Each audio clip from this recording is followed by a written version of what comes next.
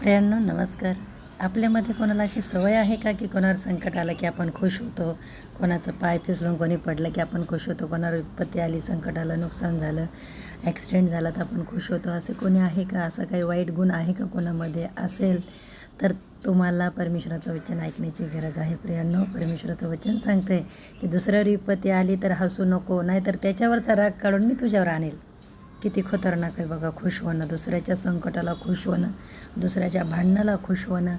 मी काही कमेंट्स वाचल्या, एक भांडण बघून, पती पत्नीचं भांडण बघून एक बाई बोलते की मला खूप मजा आली आणि माझा टाईमपास झाला. प्रियांनो, ही चांगली गोष्ट नाही. कोणाच्या घरामध्ये दोन दिल तुटतायत, दोन दिल झगडा करतायत, त्यांचे छोटे छोटे लेकरं आहेत, त्यांच्यासाठी आपण मी नक्कीच प्रार्थना करेल. प्रार्थना गरज आहे प्रियांनो देशाची. आपल्या प्रार्थना हा विषयच आपल्याला माहिती नाही. आपण दुनियातल्या हर एक गोष्टीनं आपलं घर पैशाने भरावं, खिसा पैशाने भरावं, आपलं घर सामानाने भरावं, पण आपलं मन, प्रेम, आनंद, शांती, धीरज, कृपा, भलाई, विश्वास, नम्रता, संयम ह्या गोष्टीनं भरावं.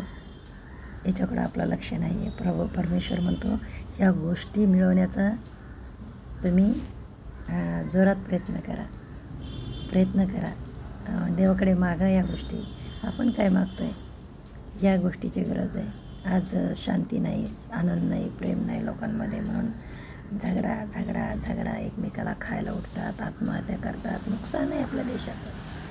त्यामुळे प्रियांनो, देव तुम्हाला आशीर्वादित करो. याद ठेवा, आठवण ठेवा या गोष्टीची. कोणावर संकट आलं त्याच्यासाठी हसू नका, तर प्रेयर करायची गरज आहे. देवाकडे प्रार्थना करा, अशा घरामध्ये शांती व्हावं.